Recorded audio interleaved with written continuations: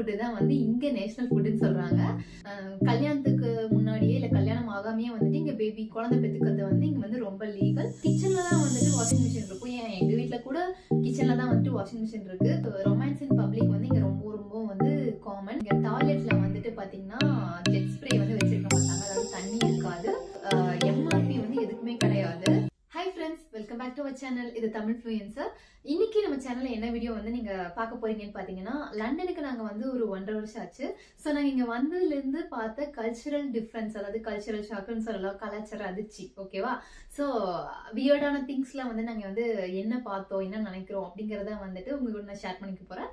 இந்த வீடியோ நிஜமாவே ரொம்ப ரொம்ப இன்ட்ரெஸ்டிங்கா இருக்கும். ஸோ இந்த வீடியோ ஸ்கிப் பண்ணாம பாருங்க. நம்ம வீடியோ ஃபர்ஸ்ட் டைம் பாத்தீங்கன்னா மறக்காம சப்ஸ்கிரைப் பண்ணிட்டு பாருங்க. இப்போ நம்ம வீடியோக்குள்ள போலாம்.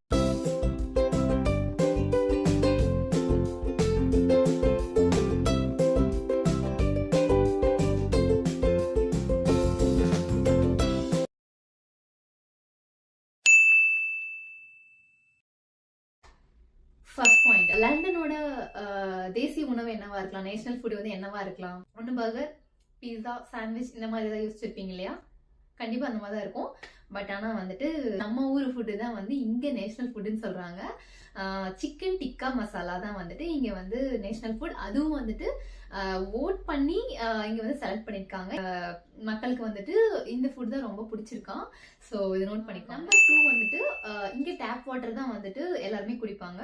ஸோ நம்ம ஊர்லயே அப்படித்தானே, பைப் வாட்டர் தானே எல்லாத்தையும் குடிப்போம் அப்படின்னு சொல்லி யோசிப்போம். பட் ஆனால் வந்து நம்ம ஊர்ல எல்லாம் என்ன குடிப்போம்னா சேஃபா ஃபில்டர் பண்ணி தானே வந்து நம்ம குடிப்போம். பட் ஆனால் இங்க வந்து டைரக்டா டேப்ல இருந்து அப்படியே வந்து குடிப்பாங்க. ஸோ இங்க வந்து எங்களுக்கு அது ரொம்பவுமே ஸ்டார்டிங்ல ரொம்பவுமே வந்துட்டு கஷ்டமா இருந்தது. ஏன்னா வந்து நிறைய பேர் வந்து பாட்டில் வாட்டரும் குடிப்பாங்க தான். பட் ஆனால் வந்து நம்ம டெய்லி யூஸ்க்கு சமைக்கிறதா இருக்கட்டும், எல்லாத்துக்குமே வந்து நம்ம வந்து கொஞ்சம் ஒரு மாதிரியா தான் இருக்கும். ஸோ அந்த டைம்ல வந்து நாங்கள் என்ன பண்ணோம் அப்படின்னா வந்துட்டு கெட்டில் வந்து வாங்கிட்டு அதுல வந்து தண்ணியை விட்டு ஹீட் பண்ணி தான் நாங்கள் வந்து இப்போ வரைக்கும் குடிச்சிட்டு இருக்கோம். எங்களுக்கு என்னவா இருந்தாலும் கொஞ்சம் பாப்பா இருக்கனால எங்களுக்கு கொஞ்சம் பயமா தான் இருக்கு. ஸோ இது வந்து நம்பர் 2. நம்பர் 3 என்னன்னு பாத்தீங்கன்னா, வாஷிங் மிஷின்லாம் நம்ம வீட்ல எங்க வச்சிருப்போம்? ஒண்ணு வீட்டுக்கு வெளியா, இல்லைன்னா அதுக்குன்னு சொல்லி லவுண்டரி ஏரியான்னு சொல்லுவோம்ல, அந்த இடத்துல வச்சிருப்போம். அதுக்குன்னு ஒரு தனியா ஒரு இடம் இருக்கும். ஸோ அங்கதான் நம்ம வந்து வச்சிருப்போம், பாத்ரூம் கிட்ட அந்த மாதிரி. பட் ஆனா இங்கன்னு பாத்தீங்கன்னா வந்துட்டு கிச்சன்ல தான் வந்துட்டு வாஷிங் மிஷின் இருக்கும். ஏன் எங்க வீட்ல கூட கிச்சன்ல தான் வந்துட்டு வாஷிங் மிஷின் இருக்கு. கிச்சன் வந்து நம்ம எல்லாம் வந்து சுத்தமா வச்சுக்கணும், சுத்தமா தான் வச்சிருப்போம் அப்படி இருக்கும். பட் அந்த இடத்துல கொண்டு போய் அழுக்கு துணியெல்லாம் கொஞ்சம் போட்டு துவைக்கிறது வந்து கொஞ்சம் ஒரு மாதிரிதான் இருக்கு. ஸோ வேற வழியில வந்துட்டோம். நம்பர் 4 என்னன்னு பாத்தீங்கன்னா, இங்க வந்து எம்ஆர்பி வந்து எதுக்குமே கிடையாது. ஸோ நம்ம ஊர்ல வந்து ஒரு ஒரு பொருள் வாங்குறோம் அப்படின்னா வந்துட்டு ஓகே இதோட விலை இவ்வளவா அப்படின்னு சொல்லி நம்ம எடுத்து பார்த்து வாங்குவோம்ல. அந்த அந்த ஒரு பொருளோட பின்னாடி இப்போ ஒரு என்ன சொல்றது, ஒரு லேஸ் பேக்கெட்டே வாங்குறோம்னு வச்சுக்கோங்களேன், அதுக்கு பின்னாடி வந்து எம்ஆர்பி 5 அப்படின்னு இருக்கும். நமக்கு அந்த விலைக்கு கொடுப்பாங்க இல்லையா? பட் இங்க வந்து எம்ஆர்பியே கிடையாது. இங்க எப்படி வந்துட்டு டிசைட் பண்ணுவாங்கன்னா, அந்த அன்னைக்கு வந்துட்டு பிரைஸ் வந்து மாறும். ஸோ நமக்கு வந்து கண்டுபிடிக்கவே முடியாது. இப்போ ஒரு பொருள் வந்து இன்னைக்கு வந்து 1 பவுண்டுக்கு வாங்குறோம்னா நாளைக்கு வந்து 1 பவுண்டை விட கம்மியா இருக்கலாம், இல்ல அதை விட ஜாஸ்தியா இருக்கலாம். ஸோ இது வந்து எப்படி டிசைட் பண்றாங்க அப்படின்னா வந்துட்டு அந்த பொருளோட ஸ்டாக் அண்ட் டிமாண்டை பொறுத்து தான் வந்துட்டு அதோட விலையை வந்து டிசைட் பண்றாங்க. ஸோ இங்க வந்து ரொம்பவுமே கஷ்டமா இருக்கும். இப்போ வந்து நம்ம கம்பேர் பண்ணுவோம்ல, இந்த கடையில இவ்வளவு விலை, அந்த கடையில இவ்வளவு விலைன்னு சொல்லிட்டு. ஸோ வந்து அது கொஞ்சம் கஷ்டமா இருக்கும். நம்மளால வந்து அந்த அன்னைக்கு தான் வந்து டிசைட் பண்ணி வாங்க முடியும். நம்பர் 5 என்னன்னு பாத்தீங்கன்னா, இங்க இருக்க எல்லா வீட்லயுமே வந்து சீலிங்கே கிடையாது. நீங்க கோடி ரூபா கொடுத்தாலும் சீலிங் இருக்கிற வீடு வந்து கிடைக்காது. ஸ்டார்டிங்ல நாங்க ரொம்ப கஷ்டப்பட்டோம். எதுக்குன்னு பாத்தீங்கன்னா, பாப்பாவை தூங்க வைக்கிறதுக்கு நாங்க தொட்டில போட்டு பழக்கிட்டோம். இங்க வந்துட்டு சீலிங் இல்லாம எங்களால தொட்டில் கட்ட முடியாம ரொம்ப கஷ்டப்பட்டோம். ஸோ இதுக்கு வந்து ஆல்டர்னேட்டிவா நிறைய இங்க வழிகள் இருக்கு. பட் ஆனா இங்க வந்து கண்டிப்பா சீலிங் இல்லை. ஸோ சீலிங் இல்லை அப்படின்னாவே இந்த கண்டிப்பா வந்து சீலிங் ஃபேனும் கிடையாது. அப்போ இங்க வந்து என்ன பண்ணுவாங்க, வீட்டுல ஃபேனே இருக்காது அப்படின்னா கண்டிப்பா இருக்காதுதான். அப்படியே வச்சிருந்தாலும் வந்து டேபிள் ஃபேன் தான் வச்சிருப்பாங்க. அதுவும் வந்துட்டு சம்மர் வந்து இங்க வந்து 3 மாசம் தான் இருக்குமா.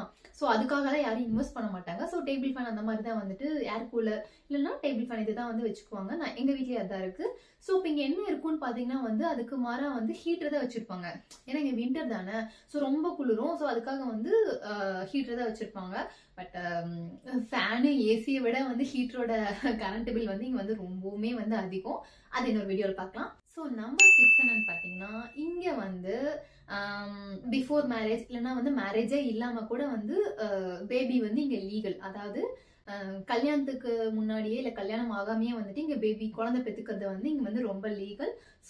ஸ்கூலிங்கெல்லாம் வந்து ஸ்கூல் சேர்த்துறதுக்கு அதுக்கெல்லாம் வந்து எந்த ப்ராப்ளமுமே இருக்காது. ஸோ லீகல் பேரண்ட் இருந்தா போதும், அவ்வளவுதான். இதுக்கு கல்யாணம் பண்ணணுங்கிற அவசியம் வந்து கிடையாது. இது ஒரு பெரிய ஷாக்கா வந்து இருந்துச்சு. 7th பாயிண்ட் வந்துட்டு ரொமான்ஸ் இன் பப்ளிக் வந்து இங்க ரொம்ப ரொம்ப வந்து காமன். நம்ம படத்துல பார்த்துருப்போம்ல அந்த மாதிரி தான். ஸோ அதை நம்ம கண்டு காணாம தான் போயிடணும் கம்முன்னு. நம்பர் 8 என்னன்னு பார்த்தீங்கன்னா, இங்க வந்து மேஜிக்கல் வேர்ட்ஸ் அப்படின்னு சொல்லிட்டு 3 வார்த்தையை சொல்லுவாங்க. என்னன்னா சாரி, தேங்க்யூ, ப்ளீஸ். இது வந்து கண்டிப்பா காமனா வந்து ஒரு நாளைக்கு எல்லாருமே வந்து 100 to 200 டைம் யூஸ் பண்ணுவாங்க அப்படின்னு சொல்லலாம். ஃபார் எக்ஸாம்பிள் இப்போ வந்து நான் பாப்பாவை கூப்பிட்டு ஸ்ட்ரோலர்ல வச்சுட்டு ஷாப்பிங் பண்றேன் அப்படின்னா, ஆப்போசிட்ல ஒரு குழந்தை ஓடி வருது, இல்ல ஆப்போசிட்ல தெரியாம யாராவது உள்ள வந்துட்டாங்கன்னா டக்குன்னு வந்து சாரி சாரி சாரி அப்படின்னு சொல்லிட்டு அதை வந்து ஒரு பெரிய குத்தம் பண்ண மாதிரி வந்துட்டு டக்குன்னு அவ்வளோ சாரி கேட்பாங்க. அண்ட் அதே மாதிரி வந்து இப்போ நம்ம ஒரு பொருள் வேணும், ஒர்க்கராகவே இருந்தாலுமே கூட நம்ம வந்து அவங்க கிட்ட கேட்கும் போது ப்ளீஸ் அப்படின்னு தான் சொல்லி கேட்போம். அவங்களும் வந்து அதுக்கு பதிலுக்கு வந்து இதை கொடுத்துட்டு தேங்க்யூ அப்படி சொல்லுவாங்க. நம்மளும் வந்து தேங்க்யூ அப்படிங்கிறத வந்து இங்கே சொல்லணும்னு எதிர்பார்ப்பாங்க. ஸோ இது வந்து ரொம்ப பொலைட்டா இருந்தது. இது வந்து எனக்கு ரொம்பவே பிடிச்சது லண்டன்ல. ஸோ நம்மளும் வந்து டெய்லியுமே வந்து அந்த வார்த்தைகள் வந்து வீட்லயுமே வந்து யூஸ் பண்ண ஆரம்பிச்சிருவோம், டெய்லி இதை கேட்டு கேட்டு. ஸோ இது எனக்கு ரொம்பவுமே பிடிச்ச ஒரு கல்ச்சரல் ஷாக் அப்படின்னு சொல்ல முடியாது, நல்ல விஷயம்.